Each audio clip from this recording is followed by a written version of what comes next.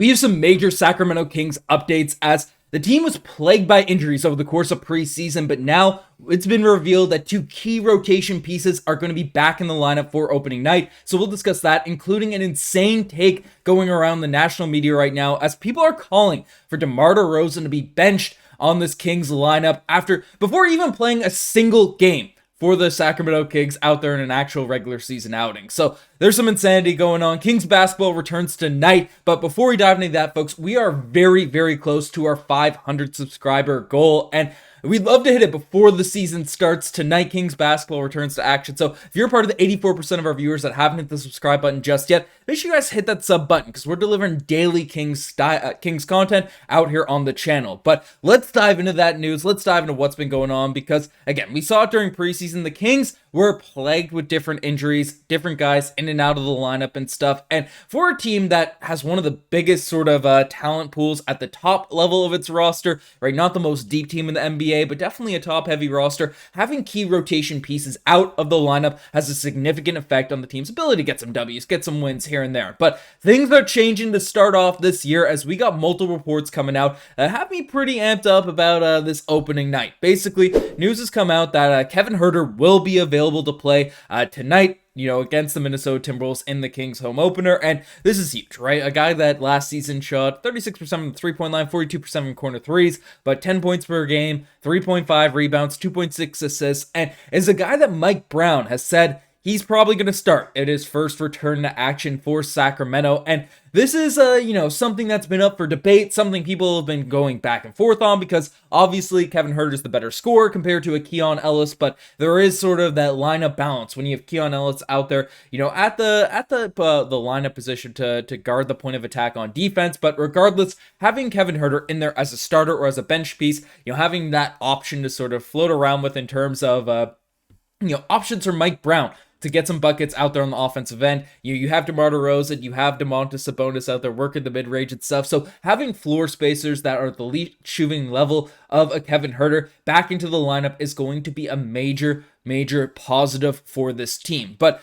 obviously, the big area of concern for this Kings sort of depth chart in terms of roster rotations, because, again, the Kings are pretty loaded out there at the shooting guard position, is that forward spot, the center spot for this team, but especially the forward spot. And we do have another update on a return at that position as well, as Trey Lyles is fully cleared and will be available versus Minnesota, according to Mike Brown here tonight. Now, Trey Lyles is a guy that, again, can knock down three-point shots, is just a solid front court player for the Kings to integrate back in the lineup. Averaged 7 points per game, 4.4 rebounds last year. Shot 38% from the three-point line, 37% on corner threes. And again, Trey Lyles, everyone talks about, hey, when you get that Team USA bump, when you play for Team USA in the Olympics and stuff like that, you come back a different player. Well, Trey Lyles isn't from the United States, played for Team Canada over the course of the summer, and played a very solid tournament. And, Team Canada had an early exit out there at that point. But when you play for the Olympic team, when you play out there in international competition, you almost get that little bit of jolt, that little boost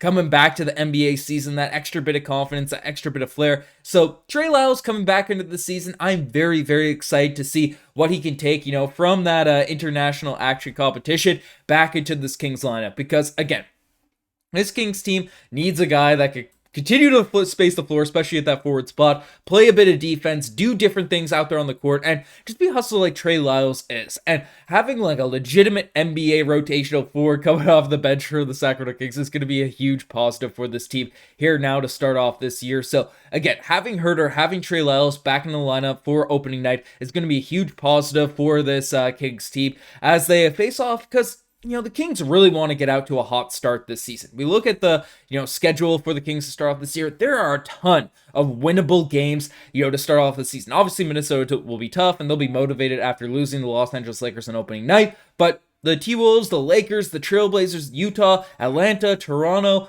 Miami, Toronto, we saw how bad Miami was on opening night. Toronto, the Clippers, these are all winnable games for the Sacramento Kings. So there's a good chance that they come out with a very, very hot start to start off this year. So again, having all the guys, having everyone back in the rotation, back into the mix to start off the season is a huge positive for this team. But that's not the only thing going on opening day for the Sacramento Kings. Is we have an update regarding just a genuinely insane take going around, national media, Ringer, and stuff like that. And DeMar DeRozan had something specific to say about it. I teased it kind of at the top of this video, but again, the Kings, everyone says the sky is falling when you lose a few preseason games. They mean nothing. Different rotations, trying out different things. Again, the Kings dealt with some injuries. It is what it is. But people are already calling out this Kings roster, the moves that were made, and saying major changes have to come. As basically KOC, Kevin O'Connor, refuses to come on and explain with local beat reporters, but the dude has someone coming on and talking about benching DeMar DeRozan, and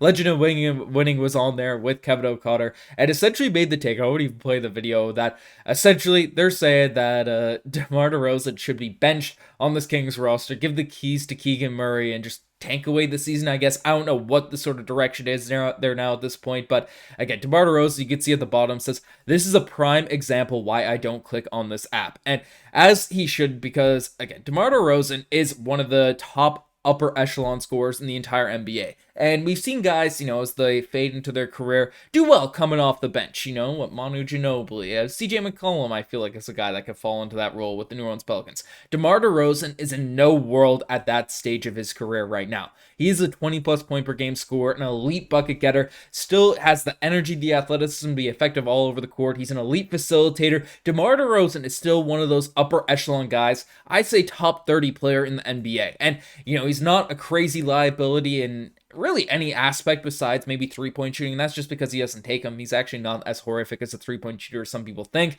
I mean, DeMar DeRozan is one of the top guys out there on this Kings roster. So to argue that he should be coming off the bench for what, a Keelan Ellis, for Kevin Huerter, it's just doesn't make any type of sense whatsoever, right? Having the firepower of a De'Aaron Fox, DeMar DeRozan, Keegan Murray, Domantas Sabonis out there in your starting lineup, and then regardless of it's Keelan Ellis, of it's a Kevin Huerter, round out that rotation, it makes no sense to just bench some of that firepower that you have out there on the lineup. I don't care if the Kings go over 20 to start off the season. It just will make the team worse if the Kings end up benching DeMar DeRozan, right? This team has a ton of firepower at the shooting guard position, has a ton of this, and, it's just a case of people, whether it be the Kings, but especially DeMar DeRozan for years, has just been disrespected across the NBA. And, I'm excited for this Kings team to come out and play, and, they have a really good shot. The Kings have a really, really good shot to prove a lot of people wrong to start off the season, right? Like, these are a bunch of winnable games there right now.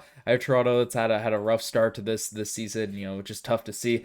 But Portland's there, Utah's there, the Hawks are there. Like, this is a winnable stretch of games for the Sacramento Kings to start off this season. But let me know what you guys think in the comment section down below about this Kings roster, about this Kings team, starting off this year. It's going to be a fun game against the Minnesota Timberwolves, so make sure to tune in and check it out. But subscribe to Kings Digest, very, very close to 500 subscribers. Anyways, I'm signing out.